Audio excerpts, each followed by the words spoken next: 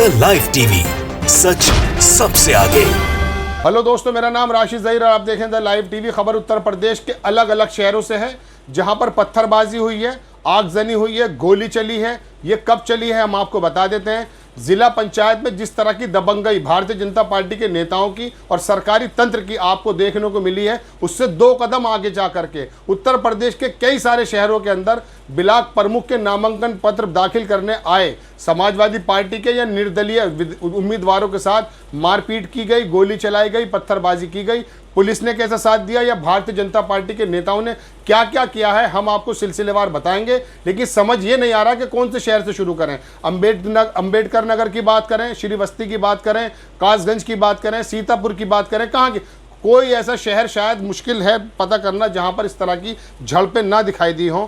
पहली स्क्रीन हम आपके स्क्रीन पर लगा देते हैं कि ये जो आप आगजनी और भगदड़ देख रहे हैं, ये जगह है, ये वीडियो जो चल रहा है आपके यहाँ सीतापुर के अंदर राजनीतिक पार्टियों के समर्थकों में दर्जनों फायरिंग, 3 लोग घायल हुए। इसके बारे में ये वीडियो आप देख रहे हैं, ये खबर सीतापुर की है जहाँ पर नामांकन भरने जो उम्मीदवार हैं वो गए थे और वहाँ उनके साथ मारपीट हुई, पत्थरबाजी हुई आपस में कई जगह।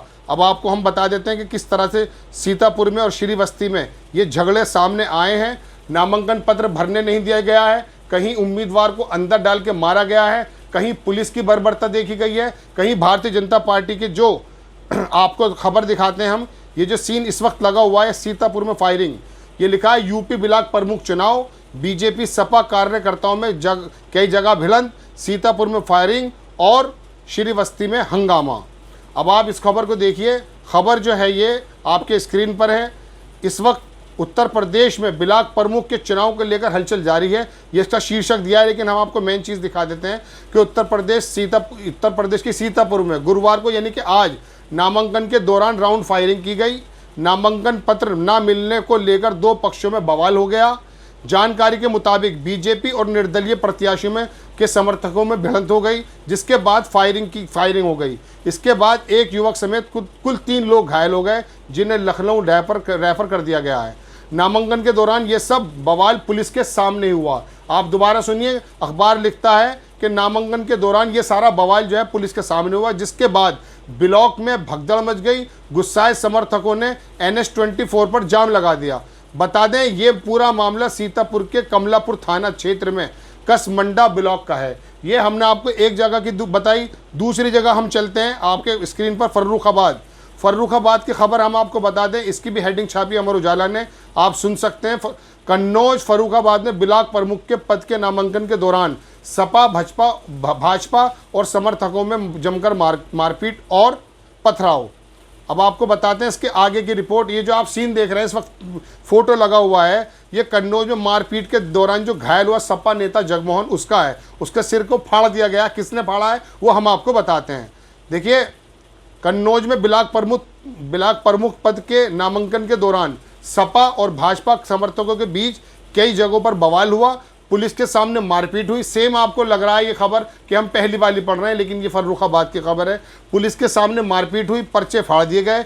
जिस ज़्यादा हंगामा सदर कन्नौज ब्लॉक, सोरिक, जलालाबाद, ताला ग्राम में हुआ।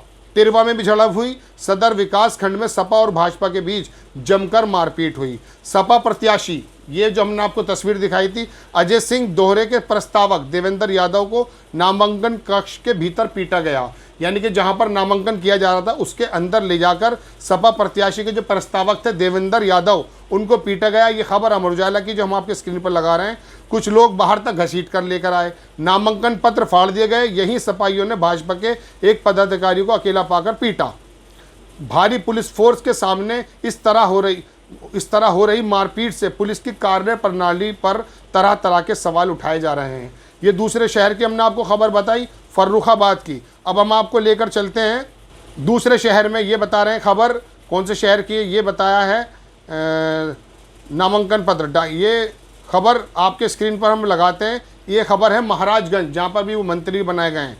आज बीजेपी और RSS से टिकट पाए सोनी कश्यप की पत्नी इंजीनियर विवेक गुप्ता का नामांकन पहले तो हो गया, लेकिन उसके बाद खुटहा से दूसरे प्रत्याशी अनीता देवी पत्नी साधु गुप्ता नामांकन के परिसर में आई तो दोनों पक्षों में जमकर हंगामा हो गया। बात कर रहे हैं महाराजगंज की, बड़ी बात यह है कि मौके पर एसडीएम, सीओ समेत पीएससी समेत भारी मात्रा में मौजूदगी के बाद दोनों पक्षों के लोगों ने हल्ला बोला और मारपीट करने का काम को अंजाम दिया। महाराजगंज की खबर आपको बता चुके, और एक खबर बड़ी इंटरेस्टिंग अभी मेरी नज़र से गुजरी थी, जहां पर एक भारतीय जनता पार्टी के नेता ने एक दरोगा को, पहले आप बुलंदशहर की खबर देख लीजिए कि बुलंदशहर की हम तस्वीर आपके सामने लगा देते हैं। मतलब प्रदेश के कई शहरों के अंदर ये पिलाक प्रमुख का जो चुनाव है, इसके अंदर आप देख सकते हैं, इसकी वीडियो है, आपको दिखा रहे हैं, आपकी स्क्रीन पर है कि बुलंदशहर नामांकन स्थल पर के बाहर आपस में भिड़े भाजपाई, ये भाजपाई आपस में लड़ गए, यानी कि सत्ता के लिए आपस में भी लड़े और लाठी डंडे भी चले, पुलिस ने भी डंडे चलाए।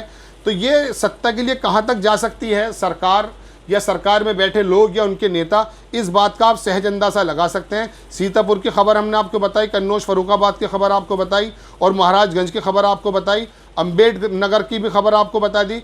अब बहरहाल ये 5-7 जो शहरों की खबरें हैं, इसके बारे में आपसे बताने की बात यह है कि अभी आपने ज़िला पंचायत के अंदर जिस तरह से दबंगई हुई थी, सरकारी तंत्र ने आगे बढ़कर के जिस तरह से लोगों के नामांकन पत्र को रद्द कराया था और नामांकन भरने के लिए रोक दिया गया था, कैंडिडेट के घरों के आगे सड़कें खोद दी गई थी, उससे आगे चलकर ब्लॉक प्रमुख के इलेक्शन के अंदर यह हुआ है कि उत्तर प्रदेश के अंदर जंगल राज जैसी स्थिति नजर आई। कोई शहर इससे छूटा हुआ नजर नहीं आ रहा है जहां पर इस तरह की घटनाएं ना हुई। बुलंदशहर बताया हमने आपको, कन्नौज बताया।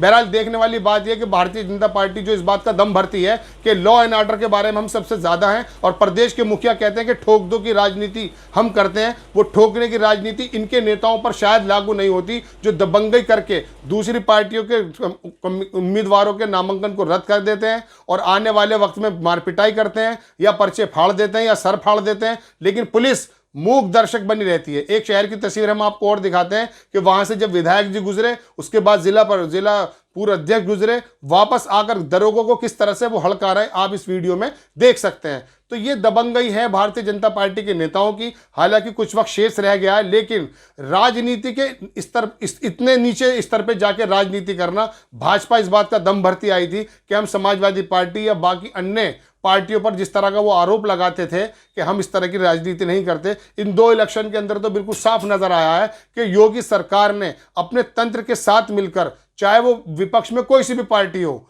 उनके उम्मीदवारों को, उनके समर्थकों को मार पिटाई का काम किया है, उनके पर्चों को निरस्त कर दिया है और दबंगई के साथ इलेक्शन को जीता गया है।